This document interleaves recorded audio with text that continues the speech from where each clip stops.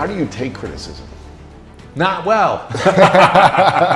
I've never really been good at it until, I wouldn't say I've mastered it. I think I've gotten better. Over the last 6 years, I started to really like say, okay, let me not react to this criticism. Like, they probably have some good intention they're trying to tell me, and maybe there's some truth there. So let me start to listen to the feedback or the criticism and say, okay, how can I be better? Is there any truth in there that really resonates, or are they coming from a place of anger of their own thing? Criticism is mostly fear-driven. By the person criticizing. Right. Yeah. Yeah. You criticize that in point of fact, you've been hurt, you've been disappointed, you've been frustrated. Yeah. You know, there's a lot of sayings that, you know, never take advice from anybody you wouldn't trade places with. Criticism is a form of advice, but you're afraid to tell people how to do stuff. So you just criticize what they do. Mm-hmm. Some people, and then it becomes an addiction for some people. Criticism is not a great behavior. I know you've heard the phrase, nobody's doing better than you will ever criticize you. Right. They'll mentor you. Right. So, first of all, how do I take criticism?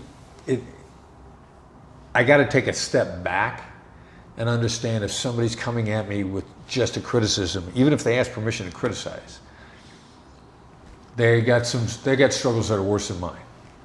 Right. If they ask you to give you criticism, they're an open wound at that point in time. Yeah. So I'm gonna say, yeah, sure, go ahead. Right.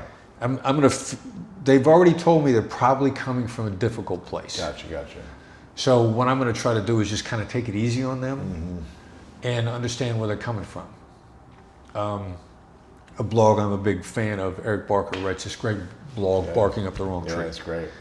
Eric told me one time, for every hater, there's going to be 10 people that are on your side.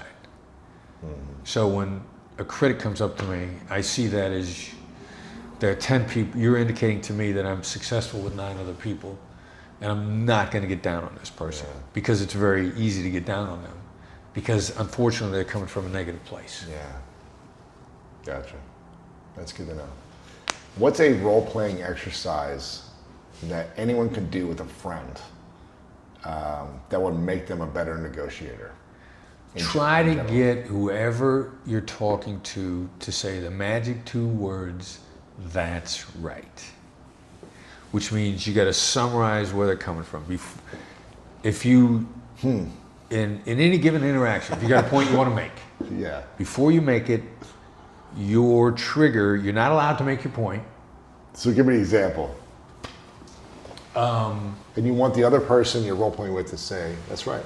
Okay, so you were telling me about critics. Yeah. You're a high-profile guy. You're about helping other people, which means you get criticized a lot. That's right. And when you get criticized, I mean, I wouldn't say you're empathic, although you are. Mm-hmm. I would say you're probably more compassionate. Those are 2 different things. Empathy is, you have to have empathy to be compassionate, but empathy is not compassion. Compassion is the next step. Empathy is a compassionate thing to do, genuinely understanding somebody. But there's a real fine line there. They're distinct things. And I think you have a tremendous amount of compassion for people. So you know that when someone criticizes you, they're attacking you. But you also know that they've been hurt and they're struggling. So you want to know how to respond to them and have them better as a result of the interaction, instead of coming back and making them feel worse. And you struggle with that because you're under attack, and you try not to fire back at them. Right. Yeah. That's right. There you go. So you want to have a conversation with someone. If you could summarize their point of view first. Summarize the other person's, when you summarize what the other person's struggling with. In any type of deal making. In any type of deal. A business deal, a relationship, buying coffee, upgrading, whatever it is. Right. Gotcha. Yeah. Then after that, you can make your point. Interesting. Make a point or make your proposal or whatever. So if you're trying to Your get an point you're upgrade if you're trying to get an upgrade on an airport, on a plane or at a hotel. Right. Or trying to get a supersize made for free. Right. You're trying to get some type of upgrade for free. Right. Would you do the same thing? Would you say, I know you're going through, it seems like it's been a long day for you. Well, you can look at them and tell whether or not it's going to be a long day. So right off the bat, you say, long day? Right. And then as soon as you get ready to make your ask, what's their instinctive response, their knee-jerk reaction? What's that going to be? When I make an ask? Once you've made your ask, what's their, of somebody's trying to get something for free? Yeah. What's their typical knee-jerk reaction? Oh, this person's just trying to get something for free from me? Right. Yeah. And everyone does this, or everyone. There you go. Everyone's doing this. Yeah. So you walk up and you go like, "Hey, look, man. I know I'm going to seem like just another jerk who's trying to get something for free. Somebody who treats you like you're their servant. Oh man. Somebody who doesn't care about you, could care less whether you live or die. They only care that you're alive long enough to make my coffee. Because that's what the other guy's thinking. How do you articulate what they're thinking, especially the negative stuff about you? When you say that, they're going to be like, no. But what you did was you just woke them up. You snapped them out of the negative loop that's in their head. Because the last guy come in and said, yeah, I want to, and I want it now. And I hate waiting in line at Starbucks. Do you do this all the time, all day long? Are you constantly in the game of negotiation with people? It's that, that I brushed my teeth today just because I brushed them yesterday. I genuinely, I got to keep my skills up because it's either stay even, decline, or get better. I want to keep my skills up. The mercenary in me does it because I got to keep my skills up. The missionary in me does it because I actually care about people. Yeah. I just assume that you had a good day. Yeah. That you didn't, that my interaction with you didn't leave you worse. That my interaction with you left you better. Everybody we encounter should be left better by the interaction. How important is the intention before you walk up to the coffee shop, before you go to the hotel, before you get on the phone with the other business owner to make a deal, before you have a conversation with your partner about where you're going to dinner? Do you set an intention first? Like walking into the hotel, you're like, this is what I'm going to say. This is the result that I want to get out of this. This is the way I want to leave people feeling. The intention, do you do that personally? The intention is, I want you to have fun with the interaction. The other person. Yeah. I want you to have fun. If I'm playful, if I'm intending for you to have fun, I'm in a department store. Yeah. I'm joking around with the guy behind the counter. And I go, tell you what, how about if you give me the employee discount? Right. Give me the employee discount. I'll say it like that. Give me the employee discount. And the guy in the store says, if I give you the employee discount, I'm going to have to pay for it myself. Really? And I go, I'll pay you back. I said it just like that. He went and he started walking around asking people how he could key it in and get me the same discount without having to pay it himself. He walked around the store for 10 minutes. Really? I saw him walk up to a manager. There's the manager shaking his head. No. He's going to someone else. And then on his way back, another employee walked up to him on the side, whispered in his ear, and he went, okay. And he walked up, and I get 30% off. Wow. But you didn't pay him back. It was just like a playful. I just was being playful about it, just being silly about it. And what's the best way to get an upgrade at a hotel for you? All right, so slightly different take on the approach. Yes. My son does this all the time. My son, Brandon, runs my business. He's our best negotiator. He prides himself when we all come into a hotel, he's got to be in a better room than me. And I'm the boss. That's hilarious. And as far as I'm concerned, I'm paying the bills. Yeah, of course. He got an upgrade in a hotel one time that I couldn't even get on the floor. You need a special key? Yeah. Key code? Yeah. Me and the other guys were going, hey, we'll come up to your room. He goes, no, I got to come get you. Oh, wow. I said, no, we'll just come knock on your door. He goes, no, you can't even get on the floor I'm on. He paid less for his room than I paid for mine. Wow. And I'm the boss. Wow. But he'll walk up to somebody and say, I'm getting ready to make your day the most difficult day you ever worked here. And he says, because somebody works behind a counter at a hotel, I mean, God knows what they've seen. Oh, you know, have you got a head in the bag? Do you want to, are you going to have ritual sacrifice in a room? Right. You know, what have you done? You've done, because in a hotel, they've seen every kind of sort of crazy thing you could imagine. And they just go, oh God, what is it? And he goes, I'm just going to be another self-centered person looking for a free upgrade. They're like, oh my God. That's it? That's it? That's it? Oh yeah. And they're immediately through the roof. And they start checking it in and this and this. And hey, you know what? Yeah, I tell you what, let me give you this room. It's on the exclusive floor. It's in a presidential suite. President ain't coming, so I'm going to give you the president. Right. I know the president ain't coming tonight. We're holding a suite for him just in case. You can have it. He's not going to be here. Wow. I remember from our interview the last time, I think if my memory is right, you would say one of the strategies is leading with like being challenging in a certain way, or I'm going to be demanding a lot. Isn't that something that you taught? Well, to a little bit, yeah. Something you know, that way, right? I'm gonna if I know you're gonna react negatively to my ask, I will give you a preview that makes it look worse than what it's going to be. Yeah. So what do you call that framework? For lack of a better term, it's emotional anchoring. Emotional anchoring. Emotional anchoring. You know, we don't do price anchoring. Uh-huh. You know, but we'll do emotional anchoring. If you're not going to like what I have to say, I'm going to say, look, you're not going to like this. Right. That's what it is. And then I'm going to shut up because your amygdala is going to kick into gear.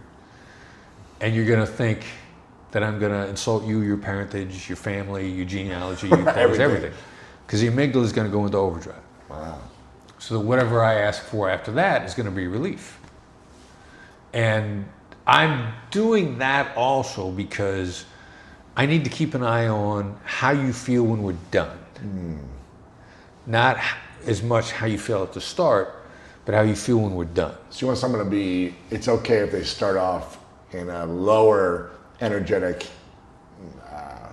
or negative attitude, as long as when you finish, they feel like, okay, it got better over time. Yeah, you feel good at the end. The last impression is a lasting impression. Interesting. And that's unavoidable. Yeah. It's what we refer to as a law of gravity. Huh. It doesn't, you know, we have gravity, we can't explain why gravity works, but you're still not going to step off the balcony because gravity's there. Right. The last impression is a lasting impression, no matter what. So I need to, more than anything else, make sure that the last impression is positive, or at least feels collaborative. Or you're a business partner with someone, or you've been in a long negotiation for 6 months with someone, either one. Right. You've been a business partner working together for a year or two, or you've been trying to find a deal with someone else for a year or two. Right. And It's taken too long. Both options have taken too long. Right. That you haven't been getting the results you want, and you feel like you've been taken advantage of a little bit. Let's just say that. How do you? And it started off good, and it's going the opposite way. Right. It's getting worse and worse.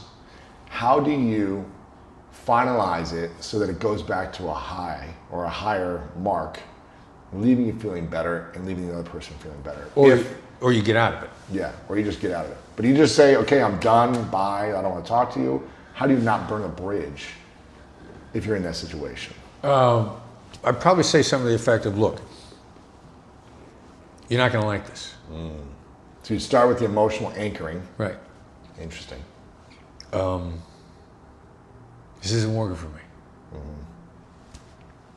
And I'm sorry, but I'm afraid I can't do it anymore. And my problem here has been that I like you. I've always liked you. And the stuff that we've done together successfully has been phenomenal. And I would like nothing better than at some point in time in the future for us to be able to get back to that. But for right now, in order to preserve the memories of the positive things we've done, I'm out now. Wow. How do I remember that? So every time I'm in a situation, I can say that same thing. Well, it's a little bit of a sequence. Yeah. And the sequence is, we need to stop what we're doing right now. But if we're going to stop what we're doing right now, what everybody thinks of is, where's this going in the future? So I gotta create a point in time for the future that we're both happy with. So there's still a bridge. There's still an opportunity for the future. Yeah, maybe it's a year, maybe it's never going to happen, but you keep it open. I'm open to it. I'm finishing positively, but I am finishing. Interesting, yeah. Because the last words the last two sentences, maybe even just the last sentence, are going to ring in your ears over and over and over and over. Because that's what your brain is always going to go back to, the last impression. How did I make you feel at the end?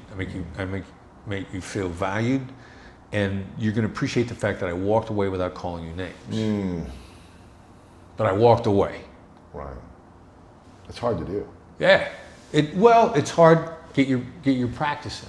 You got to do practice, yeah. You work on it a few times. Most of the time, what people have at the end is the battle for the last word is when the last word is a cheap shot. Right. That's when people screw you too. Hang up. Right. Right. And I'm going to call you back. Just say screw you right back, and then I'm going to hang up. Yeah. There's a battle of the last word's a problem and the last word's a cheap shot. But when the last word is a positive thing, it's not a problem. So always end in with positive words. Right. Even if you feel taken advantage of, even if they hurt you, even if they screwed you over, whatever, you should always try to end in a positive way. Yeah, without question. Because if you're talking to them, then your goal was to resolve things and to have a great relationship.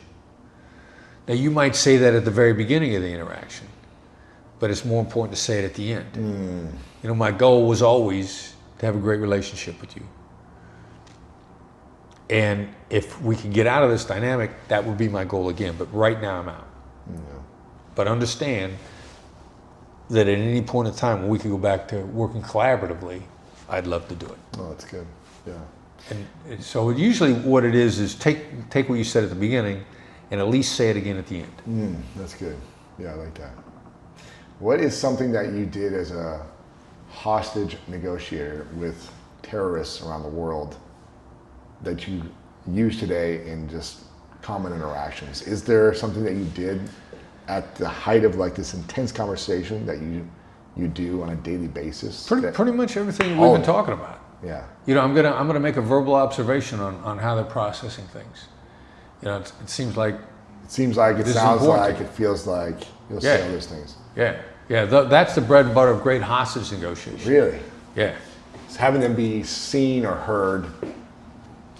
Yeah. Feeling understood. People are taking actions to make a point. What happens if you can make the point without taking the action? They're taking actions to make a point. Right. And you're saying you don't need to take that action because I hear you. Yeah, let me see what happens and it makes no sense at all. But I'm going to take probably 90% of a terrorist agenda away just by making them feel heard, making him or her feel heard. Then I'll deal with whatever I have to afterwards. But let's say I could only take away 10% of their agenda by making them feel heard. Yeah. What if I could only take away 1% of their actions by making them feel heard? That's worth the investment to me. It's worth it. Let me see what's left over after they feel heard. It's less fingers they're cutting off, less people they're blowing up, whatever, right? Yeah, one way or another. What's the best approach? Say I'm looking to buy a company, right? I'm looking to acquire something. I really like this software, this tool, this agency. I want to buy them. What's the best approach without seemingly or thinking like, oh, if I come to them like I'm too needy, I really want them, then I'm giving them all the power. Right. What's the best approach of someone that wants to buy something? Yeah, completely counterintuitive. What are all their arguments for making you pay the high price? State them first. Because what that actually does is it leaves them with nothing to say. So 8 Mile them. Right. Very nice. Right. Exactly right. 8 Mile them. Yeah, we used to use that clip from 8 Mile all the time. So good. Articulate everything they got to say. So for instance, if I'm an agency, you want to buy me, right? My company. Yeah. What would you say? If I'm like, my business is growing, we're getting all this attention, we're helping clients with big results, we're growing as fast as possible, and you're like, wow, this company is really growing. We got to get them now before they're too big. What would you call me up on the phone? Do you write me an email? Do you meet, hey, I want to meet for coffee? What's the best approach? In person, email, phone, video conferencing. If you could have it any way. All right, I'd say, look, I'd probably say right off the bat, like I'm completely blown away with what you're doing. You guys are phenomenal. You're on the upswing. You guys are killing it. I'm going to seem like a cheapskate. I'm going to seem like I'm trying to get something for nothing. So emotional anchoring. Yeah. Is it a ridiculous idea for us to talk about you selling me your company? Wow. Getting something for nothing? Is that what you said too? Yeah. Wow. Okay. Because I've started off with appreciation. Yeah. I've lowered your expectations of me. Mm-hmm. And see, the last thing that I did also was I did what we refer to as a no-oriented question. Instead of saying, would you like to buy? Would you like to talk to me about selling your company? I'd say, is it a ridiculous idea for us to talk about you selling me your company? And what if I say, yeah, it's kind of ridiculous? And we're done. I never had a shot to begin with. Oh. See, this is about keeping me out of deals that either I'm never going to make or I don't want to make. So it saved you 6 months of your life potentially in a 2-minute phone call. Right. But if they say, yeah, we're growing super fast, it'd be hard for me to really want to sell right now, but you know, if you made me a great offer, I'd be open. And I'd say, sounds to me like there's just no way that I'm going to be able to ever make you happy. Because I need a great offer. Yeah. If you say something like that to me, what you're actually doing is trying to get a really high bid out of me to soothe your ego. You want to go back to the board, employees and say, you know what, we're worth $150 million and I turned it down because in 5 years we're going to be worth $450 million. Wow. So that kind of a question is, you want to bid for me to make you feel good. You're not seriously gonna, by laying it out like that, you're not seriously gonna entertain selling. What if you as a business owner were like, we really need something like this. We need an agency like this to help us grow. What if you're in a position like, we gotta find an agency like this? If it's not this agency, someone close to it, in order to help us grow. Would you say, okay, let me go look at the other options internally to yourself, or would you keep that one open so that you can potentially come back in 6 months if something happens? Or well, then the last thing I'm probably going to say is, how do I help you grow faster than you've got the means to get there on your own? You know, my guess is, based on your rate of improvement, what would you say is a high multiple of how much you guys are going to grow? How are you going to get there? Right. We have to start talking about, because now, and this is a typical dilemma for a lot of companies that are buying other companies, because the company wants to sell today is more worried about today's price as opposed to the amount of money that they could be worth in the future, and they're leaving this future money on the table. Yeah.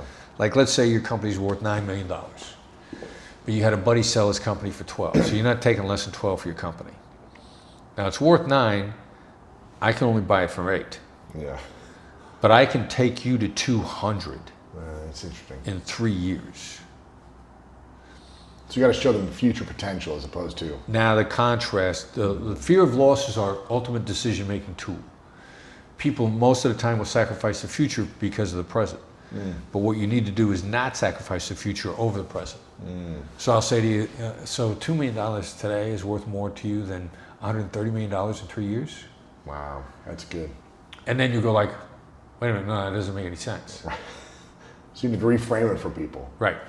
Interesting. Because people are almost always framed on the wrong thing. Yeah. Almost always framed on today as opposed to where could we be tomorrow. And a lot of what we're talking about today comes from stuff we've written in The Edge. Now, the first one, and situation drives strategy. In the immortal words of Brandon Voss, situation drives strategy. No coincidence on the last name, by the way, for those of you that know. Had you given up on this project? I get a text. I get communications on this all the time. I get a text. I can't remember if it was text or a LinkedIn message the other day, maybe even Instagram. The guy says, this is just short of a magic spell. Like I get people to respond and we cut the deal so much that it's like magic. It works so much. Situation drives strategy. You cannot ask somebody, have you given up on this project at the beginning of the conversation? It's out of context. It has, for it to be appropriate, for it to be authentic, it has to be on something they've already started, a communication you've already started. If I get a text message or an email from somebody and it's my first communication from them, and they basically say, have you given up on working with me? My answer then is yes, because you're trying to manipulate me with this question. I never started, so I never could have given up. And if you try that on me, you need to learn that situation drives strategy. It's out of context, and people won't trust you if it's out of context. They're going to feel like, even though they're saying no, there's something wrong with this. Maybe it works on people some, but if you're opening your communications with have you given up on, I would ask you to rethink your approach to people. Come back, be a little more authentic, pull out of the manipulation. Have you given up on this project is for when people have ghosted you. When you're being ghosted, have you given up on this project is just darn near, not only it's close to guarantee, and nothing is guaranteed, but it's as close to a guarantee that they're going to respond to you. And on top of that, they're going to respond to you in 3 to 5 minutes of seeing it. And what we want you to know from the Black Swan Group is the system that you're using is perfectly designed to give you the outcome that you've obtained. What do I mean by that? If they're ghosting you, your communication strategy has led to them ghosting you if they've stopped communicating with you. People don't stop communicating if they feel listened to. One of two things is going on the other side, and it's probably a combination of both. You're not listening. You're pitching. You're explaining. Ronald Reagan said, if you're explaining, you're losing. And secondly, there's a really good chance that they're losing power and influence on their side. Thank you very much. I love the applause. For those of you that are applauding, much appreciated. So you've got to take into account that you have been listening to them, and they may be losing influence on their side, which embarrasses them. They don't want to admit that. That's one of the reasons they're going to stop talking to you. A lady I was advising on negotiations in the early days before the book came out, we hadn't proved this concept. She's selling this guy on an investment. She's running an investment fund, and it happens to be an NFL coach, and he's ghosting her. And I said, send him a text that says, have you given up on investing in a fund? And she's like, I never heard of that, but what the heck? I got nothing to lose. He's not calling me back anyway. So she sends him the text message, have you given up on investing in the fund? He responds immediately. That's what they will do. And she goes back to pitching before, which caused him to stop talking to her in the first place, because she was pitching, she was explaining, she wasn't listening. And it was the last she ever heard of him. This is the most powerful one-shot reset you are ever going to be given, ever.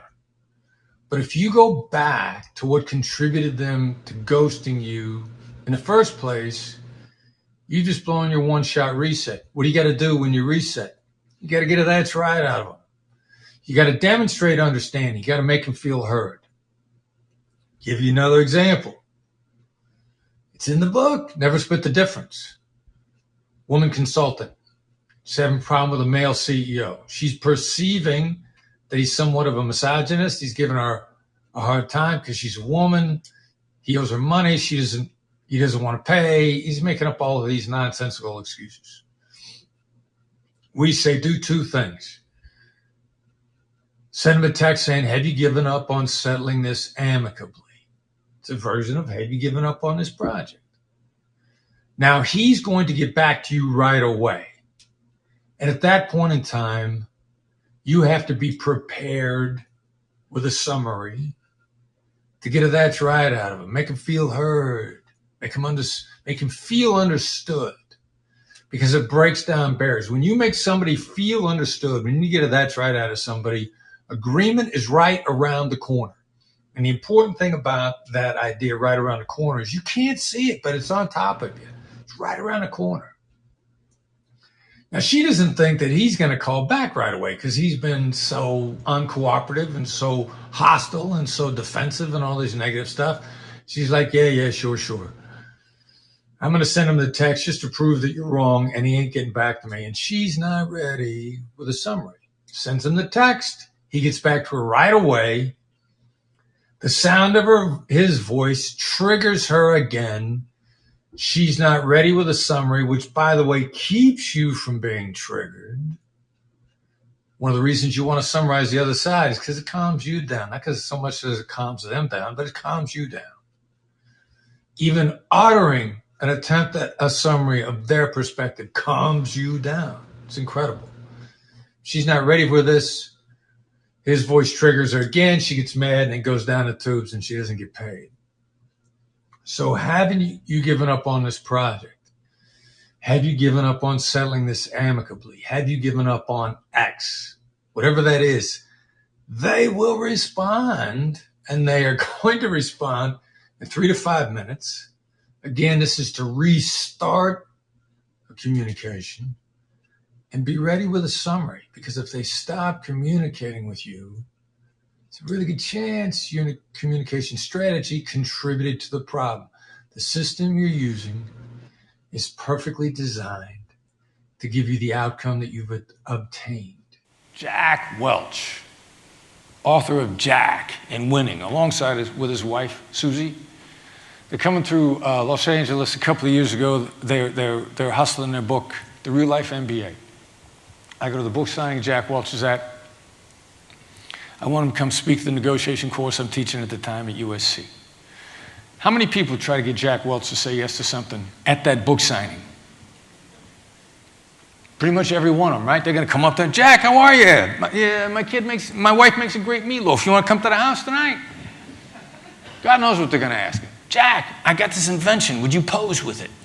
How many people are going to ask him to try to say yes?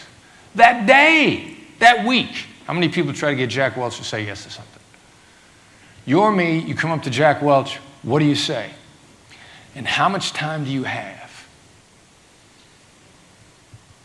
You maybe got 7 seconds. And even if you get to the second response after him, there's 300 people standing behind you in line. They walk you up there. Before you get to them, they say, what's your name? Chris. Write on a piece of paper so Jack doesn't get it wrong. Really, that's so you don't talk to him. And then you keep moving. On top of that, have they patted me down? Do they know whether or not I've got a gun? Have I been through a metal detector? As a matter of fact, I do have a gun, but he's not in trouble for me. They don't have my identification. They don't know I'm not going to hurt him. I'm going to get within arm's length of Jack Welch. Action is quicker than reaction. They can't stop me from doing anything I want to do. This is the dilemma of bodyguards. You get within arm's length of the target, you can only stop them after they've done it. You can grab them after they've killed your target, but you can't stop them. I'm going to get within arm's length of Jack Welch.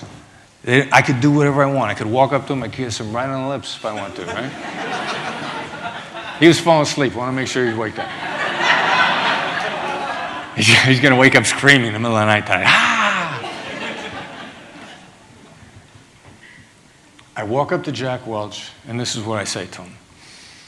Is it a ridiculous idea for you to come and speak at the negotiation course that I teach at USC? He looks up and to the left, and gets this really intense scowl on his face. And he just freezes. And I think to myself, I just killed Jack Welch. He had a stroke. He's so furious. And he's going to die. And the security's going to tackle me. They're going to drag me on cuffs. I'm going to say, but I'm an FBI agent. We don't care. He killed Jack Welch. So initially, when he doesn't die, I'm relieved. But he still doesn't move. Finally, he unfreezes. He looks at me and he says, this is my personal assistant's name. This is a special Twitter account we have set up to communicate with her. I will call her and tell her who you are and what you want. I think we're going to be in Los Angeles in the fall. If we are, we'll come in and speak at your class. Calibrated no is worth at least 5 yeses.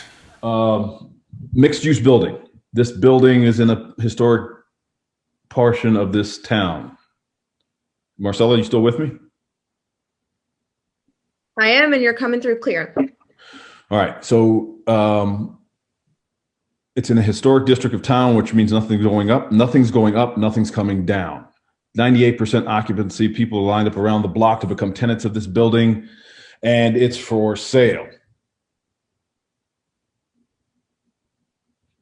As agents, what do you want to know right off the bat? 98% occupancy, lined up around the block, historic district in town, it's for sale. What do you want to know immediately? Why is he selling? Why is he selling? That's what our guy wants to know. Why is he selling? But our guy wants to know that despite the fact that he knows that why makes people universally defensive. He doesn't want to make the listing agent defensive, so he doesn't want to ask a why question. So what did he do? Was he intentionally mislabeled, or he labeled something that wasn't obvious. And he said, it seems like the seller must be trying to get out of the market due to disbelief in the future of the market if they're selling. The listing agent said, no. My client is underwater on several properties, and he needs to start offloading immediately. Now, this being a mislabel invokes the law of negotiation gravity that says the desire to correct is irresistible.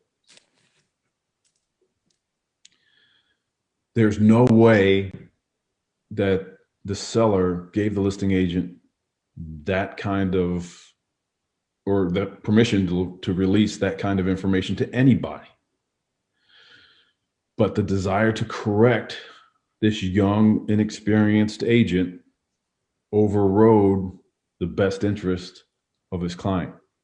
It felt better to correct this young agent with the right information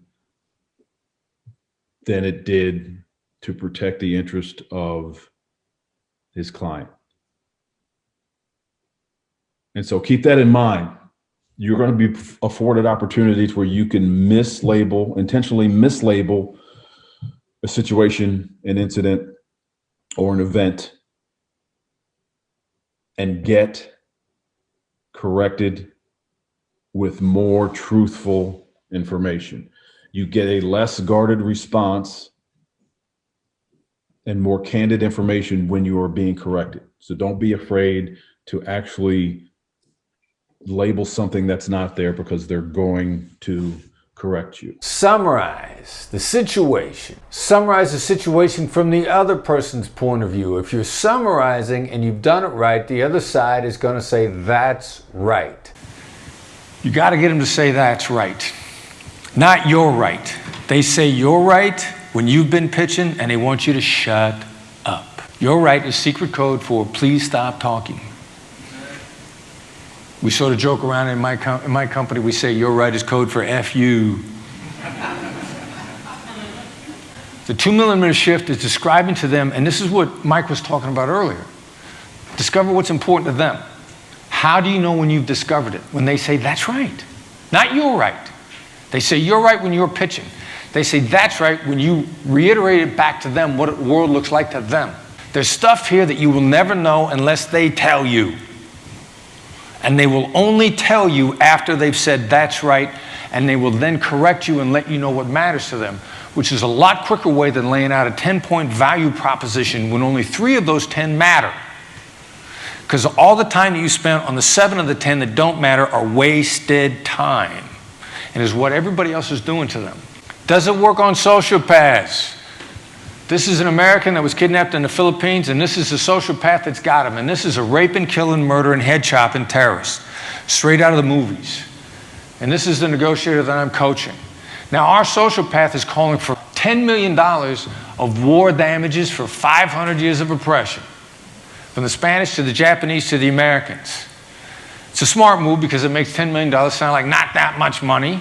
fishing harm, fishing rights violation, economic harm, everything that's happened over the last 500 years. Now, I realize right now you're tuning this out because you've never been in a discussion when someone was mad at you and they were bringing up things from the past that didn't have anything to do with you, did you?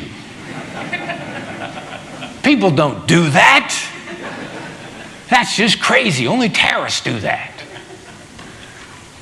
So we get into this and we go back and forth, and finally we got to hit the reset button. This is what we refer to as the birth of the that's right moment, because I coach my guy to say, today all we're going to do is get the sociopath to say that's right. And you're going to summarize everything that he said, and especially the bad stuff about us. That's where you're going to have trouble, because you only want to talk about the good stuff about you. But from their perspective, the bad stuff about us, and lay it on thick, because in this stuff, this tactical application of empathy, this tactical application of FBI empathy, if you're not laying it on thick, you're not laying it on thick enough. So we get on the phone with this guy. I'm coaching the negotiator, and I coached all over the world. That's what I did. I coached negotiations. And my guy lays it all out. 500 years of oppression, Spanish to the Japanese to the Americans, atrocities under blackjack Pershing in the 1900s, violation of the fishing rights, economic harm, injustices, unfair. You're not Filipinos anyway, you're Moros. And you're being oppressed today by a puppet government in the Philippines that's held up by the last colonial power, which is the Americans. And he goes on and on and on. And finally, he gets done, there's a moment of silence, and the sociopath on the other end of the line says, that's right. And in that moment, we went from $10 million to zero. The ransom was never mentioned again through the duration of the kidnapping. It went away. It was just gone. Kidnapping took a couple more twists and turns. A couple months later, the American walks away. Jeff Schilling, the American, just walks away. Local farmer sees him walking down a dirt road, knows he's got to be Jeffrey Schilling because there ain't that many black Americans walking around the south of the Philippines. Says, you must be Jeffrey Schilling. He says, I am. They fly him back to Manila. The military, they hold a big press conference. President of the Philippines on one side, Secretary of Defense on the other side. Secretary of Defense says, in a daring rescue operation, we have rescued the American Jeffrey Schilling. We shot all these terrorists and they were mortally wounded. They went off into the brush and died. That's why we don't have any bodies to show you. But it was a daring rescue operation. Daring operation. They gave him a ride. I'm back in the Philippines about 3 weeks afterwards. Another kidnapping has gotten kicked off, and I connect up with my guy, and he says, you're not going to believe who called me on the phone. I don't know. The terrorist, the sociopath. He still knows my guy by his undercover name, he's got his undercover number. What'd he say? Have you been promoted yet? I don't know what it was he said to me on the phone. I was going to kill the American. You're really good. They should promote you. He hangs up. What's he saying in that moment? I felt respected by you. I'd deal with you again. That's what he was saying. He was telling him that if they had to deal with each other again, he felt respected enough that he would be willing to deal with them as a peer-to-peer basis. Understand the terrorist got nothing. Nothing. His organization ended up in a shambles as a result of this. And he was still willing to deal with the guy that got the that's right out of him. Everybody you deal with, regardless of the outcome, should feel that way when they get done interacting with you. Now let's dive in. Number one, is now a bad time to talk? Now we're going to give you several no-oriented questions in a row because they're awesome and they help get you an advantage right away. But one of the things I'm going to underscore on these no-oriented questions is the issue of decision fatigue. Now look, everybody's got the same problem. We all suffer from decision fatigue. You suffer from decision fatigue. What does that mean? What that means is there are only so many decisions you can make in a given day. There are only so many decisions any human being can make in a given day. That's one of the reasons why if you're in prison and you come up for parole, you want to come up for parole in the morning instead of the afternoon, Because in the afternoon, they're going to give you no decision. They're not going to be able to make a decision. You're more likely to stay in jail. This is not parole and parole board issues. This is human nature issues. There are only so many decisions. There are only so much gas anybody has in a tank to make decisions on a given day. And that's going to be a result of, how much sleep they got the night before, what their diet is, what they ate that day, whether or not they ate carbs, where they are in their circadian rhythm. Everybody hits a circadian low roughly about 3 a.m. and about 3 p.m. Just part of being a human being. Decision fatigue issues. However, we found in the Black Swan Group, through practice and application, that people are capable of saying no at pretty much any time of the day. I had an intern a number of years ago, only wanted to ask me how and what questions because he was horrified about making a mistake. Middle of the afternoon, he'd be asking me how and what questions, and I just didn't have the gas in the tank to answer them to be able to engage in that deep thinking, as Danny Kahneman would say. So consequently, I'd say I don't know, don't bother me, leave me alone, instead of giving him an answer. Finally, I said, look, don't ever ask me a question after 1 o'clock in the afternoon where the answer isn't no, because I could say no and I can think through the next several steps and give him guidance. We've used this on a regular basis. You got to get into practice using no-oriented questions. And number one is the flip side of the most common thing you're saying on a regular basis, which is wrong. Actually, it's not that it's wrong. It's just not great. Is have you got a few minutes to talk? Now, I know you mean that respectfully, and we're not throwing respect out the window here. The Black Swan method is actually extremely respectful.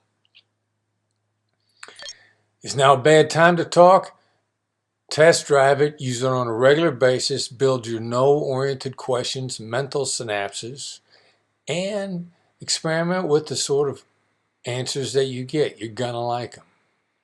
And as a side note, I would say to you, anybody that would say yes to that, do you really want to talk to them then, at that moment, when they've actually said yes to that? No, you don't. Right, number two, is it a ridiculous idea? Use this in place of, is it a good idea? For all the same reasons that I just gave you. You got to get your practice in. Number three, are you against XYZ, whatever it may be? Instead of, are you in favor of? Again, you've got to use this to get into practice. We had a woman in a hospital services company once who was a little skeptical of our no-oriented questions approach, walked out of the room during the training and reached out to the head nurse in a hospital about a program that she'd been trying to get the head nurse to accept that the head nurse had been rejecting. Instead of saying, do you want to agree or would you like to do this? She said, are you against? And then asked the question. The head nurse immediately said no. They came to an agreement and they implemented the program. She came walking back in the room and said, you guys are not going to believe what just happened. I've been trying to get agreement on this for weeks, and I switched from a yes question to a no question and cut the deal. Got to get your reps in. Number four, have you given up on X, whatever that X may be? This is context driven. What's the context? It has to be something they've already started on. Otherwise, you're using a Black Swan skill as a manipulative trap, which is not what we advise. They have to have already started on this. Now, when do you use this? You use this when they are ghosting you. They've gone silent on you. This will restart your conversation 999 times out of 1,000. Don't let the fact that it stops 1 in 1,000 times stop you, scare you. Nothing works all the time. This works more than anything else does. And what makes it work? Well, you got to keep this in mind. Your system is perfectly designed to give you the outcome you've obtained. If they've gone silent on you, you've been doing something to contribute to them going silent on you. You've probably been explaining. You've probably been pitching. You've probably been educating. Got to stop all these things. Restart the conversation with this one-shot restart. And then your very next move is you got to get a TR out of them. What's a TR? That's right. How do you get a TR? How do you get a that's right? You got to summarize their perspective, particularly their reservations, their reasons for not doing it, what they're up against, the difficulty of what they might be facing, and then go dead silent. You do not go, but here's why those aren't good reasons. You got to go dead silent and get a that's right out of them. If you can't get a that's right out of them at that point, you've got to say, it sounds like I've left something out. That's a bonus response for you to use here, which is not on our top 10 list, but helps you get farther in your conversations. Number 5, and we're going to get into the category here with letting out no a little at a time. A person that I consider a good friend and I'm really impressed with, Ned Colletti, former GM of the Los Angeles Dodgers. We were sitting around talking about negotiation one time. Ned is a phenomenal negotiator, and he told me the phrase, I like to let out no a little at a time. This is a great attitude. You do not want to let people get blindsided by you suddenly saying no. You've got to let it out a little at a time. And the first way of letting out no a little at a time in a highly collaborative way is, how am I supposed to do that? Now, many of you know this is one of the most famous lines with the Black Swan method, and it's pretty much the opening story in the book Never Split the Difference. How am I supposed to do that? And we originally conceived of this as a way to passively say no, even passively aggressively against the throat-cutting negotiators that are really trying to kick your backside. And what it is in many other ways is, it's an implementation question. How questions are about implementation. It's designed to let the other side realize that there's some implementation issues here. This also falls in the category of what Brandon Voss has labeled forced empathy. It forces the other side to take a good, empathic look at your situation. We use empathy because it works, and we use empathy because we want to get it in return. You're going to use empathy because it works, and you're going to use empathy because you want it in return.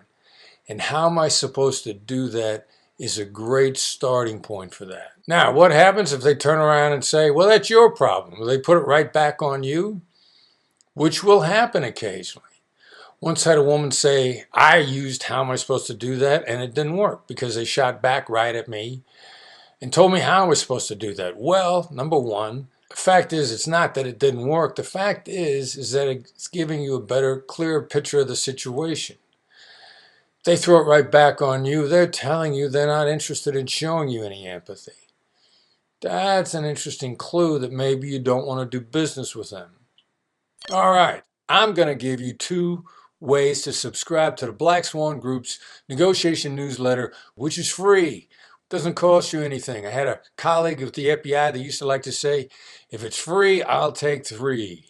Here's how you subscribe to The Edge if you're in the United States. If you're not, I'll give you a method right afterwards. Send the text to, the number is 33777, that's 33777. The text message that you send is Black Swan Method, Black Swan Method 233777. It's concise, it's actionable. That's the most important parts of this. Concise and actionable. Comes to your email inbox on Tuesday mornings when you're ready to rock and roll and get after the week. Now, if you're not inside the United States, you see the Black Swan website, the home page. You go up on the right-hand side here on this menu here, you see blog, click on that. Bang, you're at the negotiation edge. On the right-hand side right here, subscribe. First name and email, sign up now. There's a ton of free information on this site, on the Black Swan Group website, home. Look at it, get everything free that we have. If it's free, you should take 3. And in the model of letting out no a little at a time, Here's the next no that you let out, which is number 6 on our list. And it is, your offer is very generous. I'm afraid that just doesn't work for me. Now, here's the beauty aspects of this. You mentioned generous. You want to encourage generosity on their part. That's a good thing for you to throw into this statement. Second part, it just doesn't work for me. That removes the problem of external criteria. Now, my academic brothers and sisters like to talk about, well, let's agree on an external criteria. Why should you agree to the external criteria? Maybe the external criteria is okay and appropriate in a neutral situation or in situations other than yours. Well, why should external criteria apply to you? In many cases, it doesn't. You want to remove an agreement on external criteria from the conversation because they're only going to agree to external criteria that works against you, and you don't want to put yourself in that corner. This is a great way to come back with a much stronger no. One of the students in our class at Georgetown said they use that phrase, your offer is very generous, but I'm sorry, it just doesn't work for us. And he said the people on the other side of the table looked at each other and then looked back at him and said, you're right, it is high. Now that's an interesting response because you want to have an impact on what you say and what they hear. You want them to get across in their brain, this stuff doesn't work, there's a pretty good chance it's too high.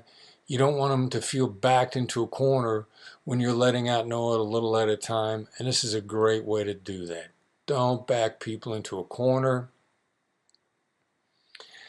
They will disagree even when it's not in their interest to disagree. Taking away their autonomy is a bad idea, and that's what happens when you back people into a corner. Now, number 7. This is another counterintuitive response, and you use it for when somebody calls you and says, how are you today? Instead of saying, fine, how are you? Or my back hurts, or it's a wonderful day. When they're calling you and saying, how are you today? What are they really trying to find out? Well, they're really trying to find out, are you in a mental place to talk about what I want to talk about? So here's how you short-circuit this conversation in a way that builds rapport, that they appreciate, gathers information, and preserves your most precious commodity and theirs, which is time. It sounds like you've got a place you want to start. They are going to love this. Of course they have a place they want to start. They've thought about it before they called you. Now, every now and then, somebody's going to say to you, yeah, I do have a place I want to start, but I really want to know how are you today? Cool. Then engage in a conversation. And then you can get back to the place they wanted to start. Everybody wins. Number 8, another counterintuitive response. And this is how you should respond to questions when you're asked a question.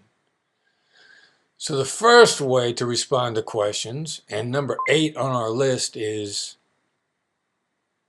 what makes you ask? Just like that.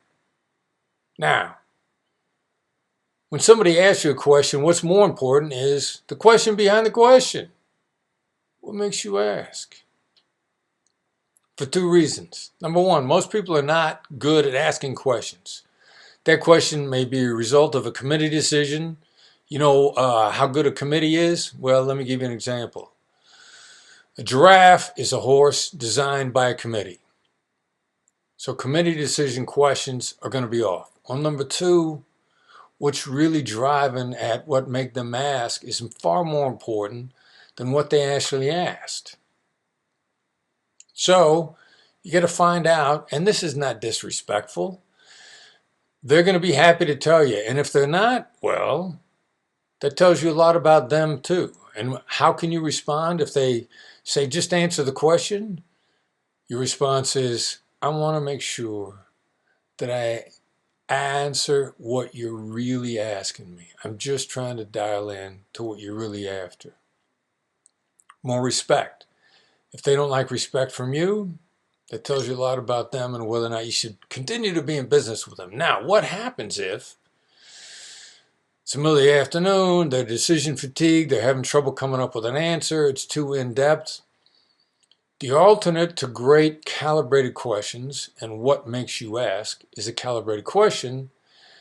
You want to ask an alternative label, an asking label, if you will. And so number 9 on our list is the alternative to what makes you ask, and that is, it seems like you have a good reason for asking that, or it seems like you have a good reason for asking that. I gave you both inflections there. Make sure you shut the front door right after you use that label. What does that mean? Go silent. Count thousands to yourself if you have to. Let them break the silence. You won't get past 3. Be prepared to count to 10. And wait. Respectfully. This is a respectful dynamic, and respect is one of your best choices. Finally, number 10. On the top 10 list of Black Swan negotiation bullets. You're going to use this when the other side is failing to perform, when they're not living up to an agreement. What do you say? It seems like you have a reason for not doing, and then whatever it is that they didn't do, X, Y, perform, finish the contract, finish the work, call me back. They're going to have a reason. They're probably afraid to tell you. This is the best way to re-engage a collaborative approach to whatever the problem is so that they feel safe and respected. Always the keys to a long-term relationship. We are trying to accomplish a couple of things with the use of tactical empathy. First is to build and maintain relationships. This is the fastest way to build and maintain relationships. There is a thought process out there. There are people that subscribe to the theory of common ground. Many people try to establish and maintain relationships with common ground. And I'm not here to tell you that common ground is I'm not here to tell you that common ground is a bad approach. There are many who have established relationships and made deals based on common ground. However, you have to ask yourself, what are you going to do if that's you? What are you going to do if there's no common ground? What if you got no common ground with the people that you're dealing with on the other side? What do you do then? This is where tactical empathy comes in. I don't need common ground. I had no common ground with anybody I ever talked to inside a crisis site who had taken hostages or were threatening to commit suicide or otherwise failing to surrender. Never had any common ground, and yet was successful in influencing surrender in the majority of the cases that were out there. Why is that? It's because common ground or not, tactical empathy is something that can be used in any interaction, business, personal, or otherwise. Common ground is usually specific to the situation. And so just be careful with your use of common ground. Number one, you're making an assumption if you use it. You're making an assumption that just because you have common ground with this other person, they're going to do what you need them to do. And for some people, that assumption is a dangerous one.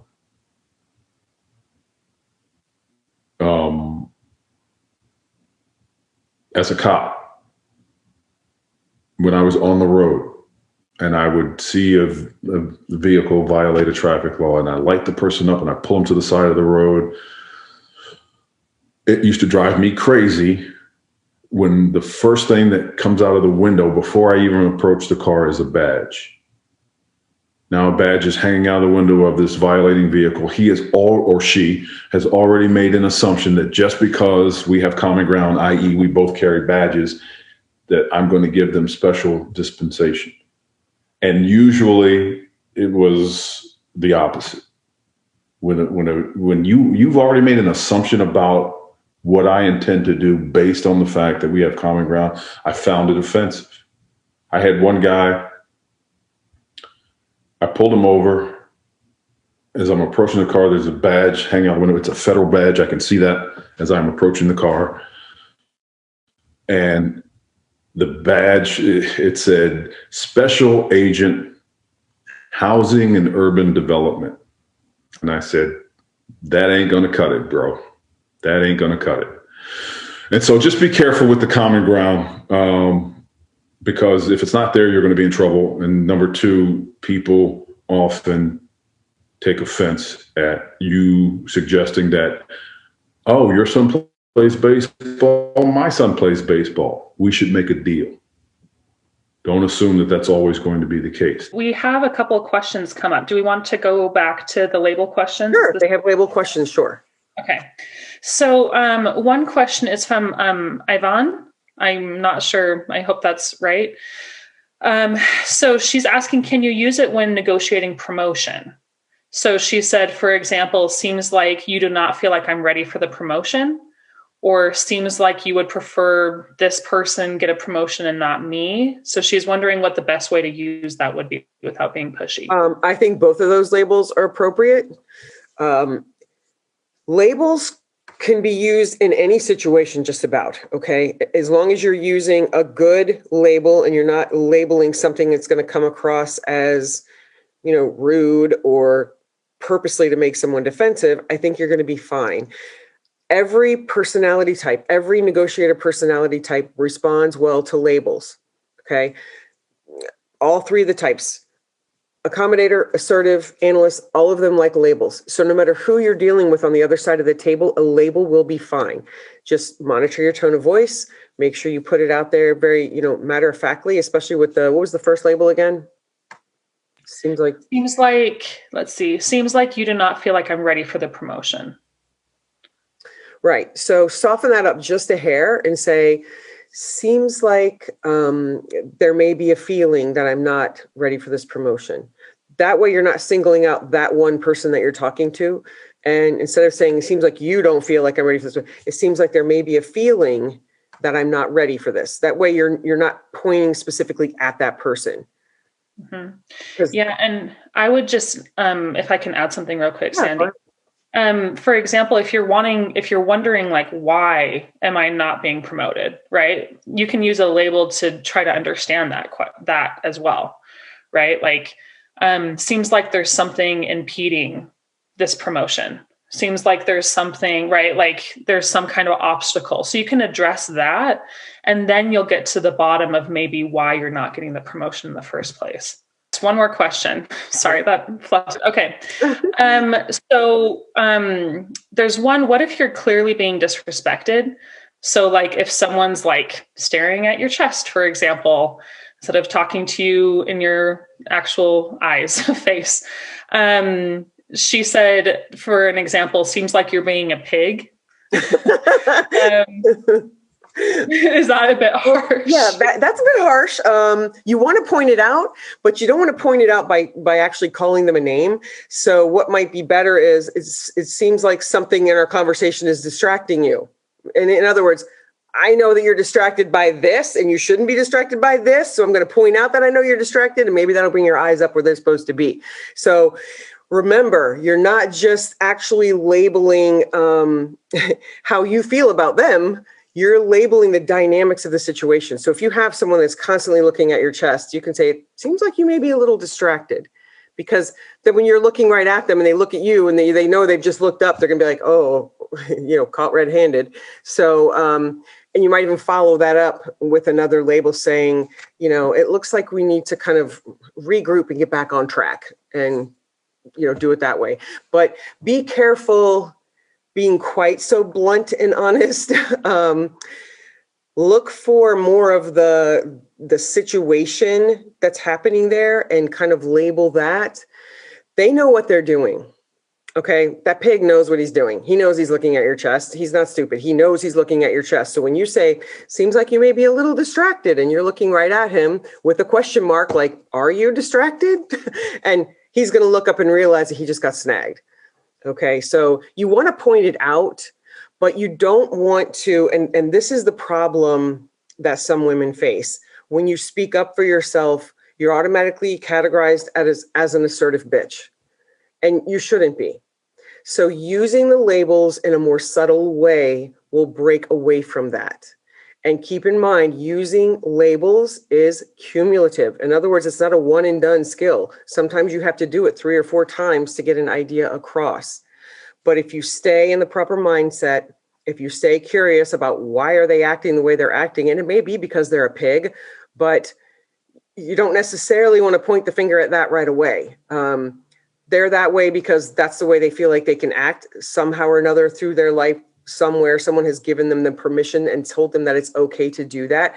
You don't have to put up with that. You can call them on that. You can say, seems like you're finding something else more fascinating. And I mean, look down like you know where they're looking, and you don't have to point out and say, stop looking at my breast, you know, and be obvious about it. But you can basically put out there, you know, seems like you're too busy focusing somewhere else. Looks like we need to refocus on what we're doing, and just be a little more subtle about it.